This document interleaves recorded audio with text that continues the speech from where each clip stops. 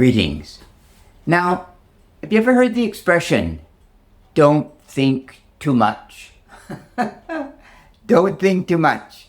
And I always think to myself, wow, gosh, I would like to think more, not think less, right? Obviously, because I honestly believe that we are into a time that there is, if you will, a war on thought. Now, we live in a curious age, right, don't we? We live in a time that virtually everything, when it comes to information, is accessible. If I have an idea, if I have a thought, I can go to the internet, I can utilize AI or whatever, right, to discover the source of that information, right? And I can branch it out and I can analyze it. I can do wonderful things with that thought, with that idea. But all you have to do is have a look at anyone's phone. And you quickly start to realize that most people aren't doing that. They're not reading some book online or analyzing some great bit of scripture or whatever it is. They're playing games. Mindless games, usually. Or, even better, they're scrolling.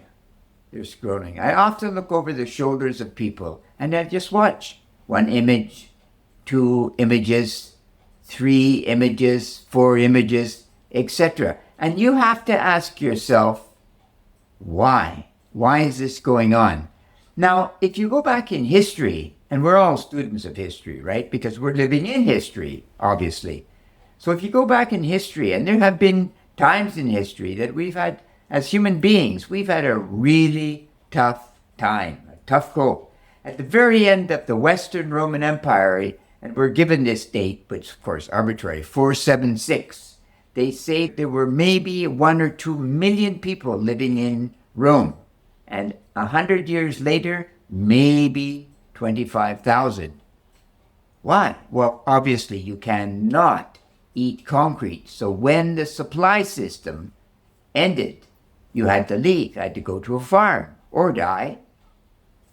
And many people did die. Starvation was rife throughout Europe, populations collapsed, etc., right? But what made us come back?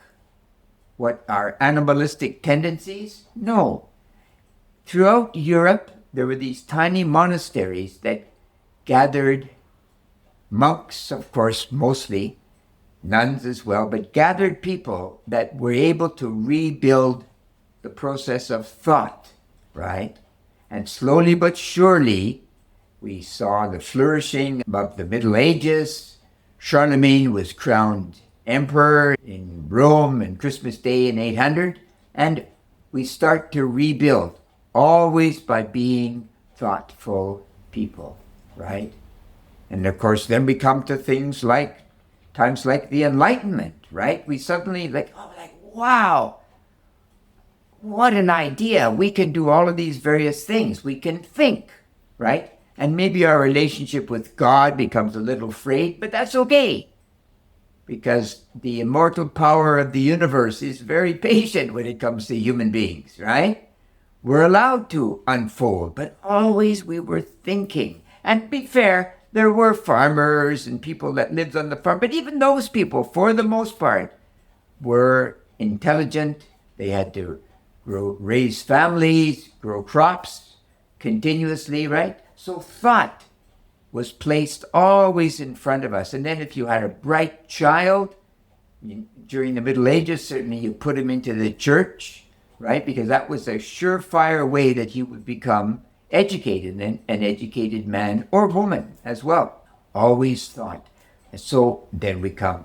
Second World War, catastrophe, but then at the end of the Second World War, once again, we come out of the war and we're a thoughtful people. And then slowly, this concept of think too much, you're thinking too much, lad, starts to creep in.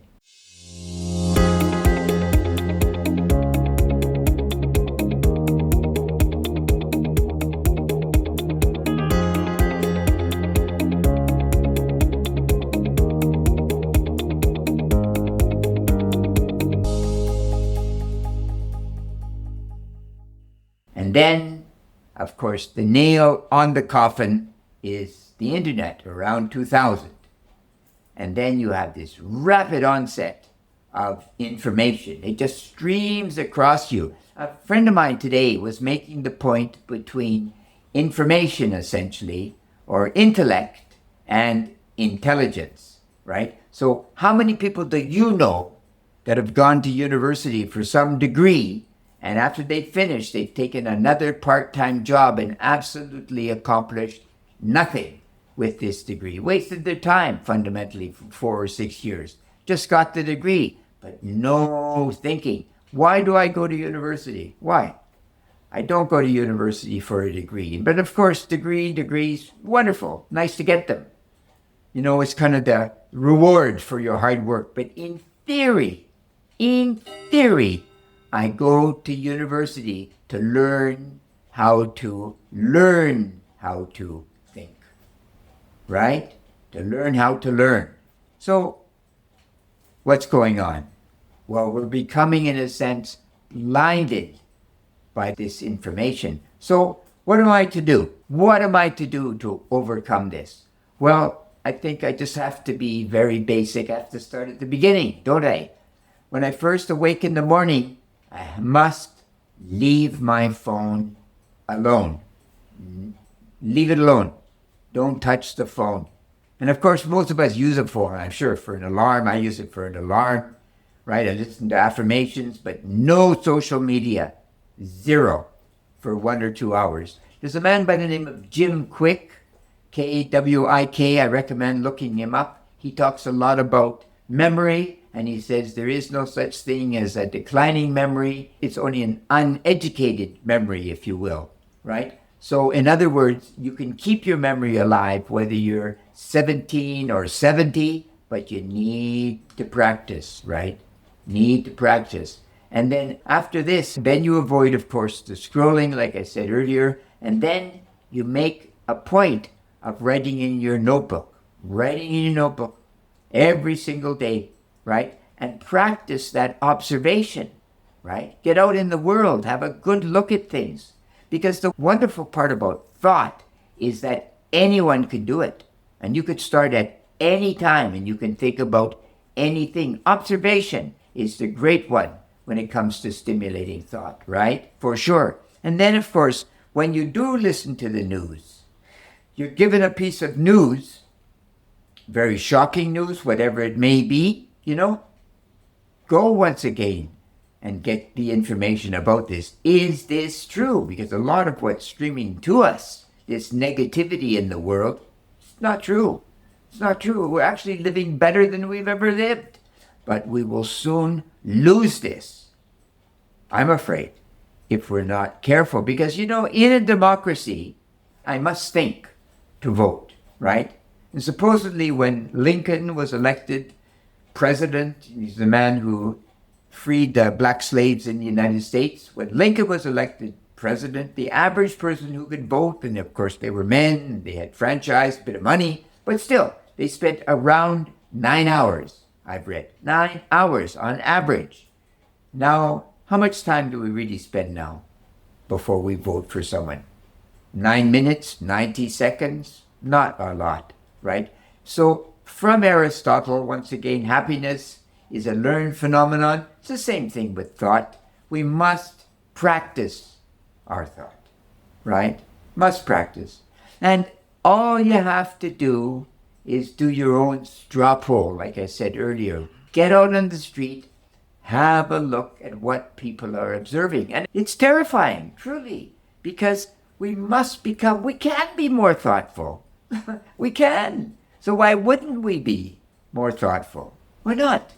Because if we're more thoughtful, we're going to certainly create a much more beneficial world. And you can do this for yourself. I'm of the opinion that I'm basically alone inside my mind to a certain extent and in my relationship with God.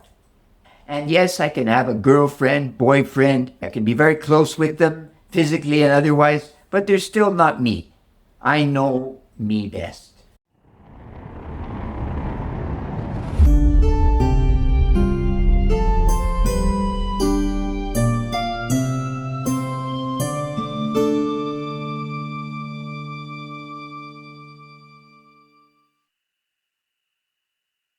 So the relationship I must have with me, I would think, you would want it to be a thoughtful relationship, because we're streamed with this tremendous amount of information now, and this tremendously confusion. I just did a survey of one of my classes because we're, of course, ending the semester, and the average concern across the board with all the students I teach is fear of the unknown. I don't know what will occur in the future. And we've spoken about this before, the serenity point, just concretizing time. But all of that is all about being thoughtful. So this war on thought, we have to win it, obviously. If we're going to change the world, which is your job and my job, right? We must make the world a better place through our individual actions, right? Through our individual actions, by being models for our children and grandchildren. Of course, that's the job of every human generation, I believe. To leave the next generation at least in a state that they have the potential to be more thoughtful, etc. Now, at the moment, of course, we're into an interesting time, aren't we? Because not only do we have a war on thought, but we're also supplanting thinking with this desire for money. And people are involved in the stock. People like Warren Buffett are advising young people, get involved in money. But money is not creative, right? Money only makes, of course, money. It's not art, it's not painting, it's not philosophy. And of course, we need money, yes, but money to do something. And if I'm not a thoughtful person, what am I going to do with this money, right? How many times have you passed an individual driving a very expensive car, and you look at them and you think, how could that individual appreciate a machine of that beauty? Well, they can't. It's just a status symbol. It's just to prove to their friends, look at me, I'm a wealthy human being, right? And where's the taste involved with this? Because most assuredly, I come into the world and I gain consciousness at around 20 years of age or so, and I want to become a better person. I want to know how to dress. I want to know how to eat, speak another language or several other languages, right? I want to not be a country bumpkin in my life. I want to be a someone. There's a beautiful word in Polish, kimś, which is somebody. I want to be some person, but to me, not in the sense of vanity, but just that I want to feel as if I fulfilled my mission in life. Why am I here? What's my mission? What happens when I leave here? There must be a path involved with this, for sure. So think to yourself, if you're not thoughtful at the moment, get on the path. Leave the cell phone alone, write in your notebook, and contemplate. Have a look at the bees, the bugs, the ants, other people. Become observant. Become observant. And together we can truly, as they say, win the war against the destruction of thought. And you know what they say? You know what they say? Critical thinking is everything, especially if we're going to win the war against the cessation of thought, and critical thinking is great, truly great. You take care. God bless. Bye-bye.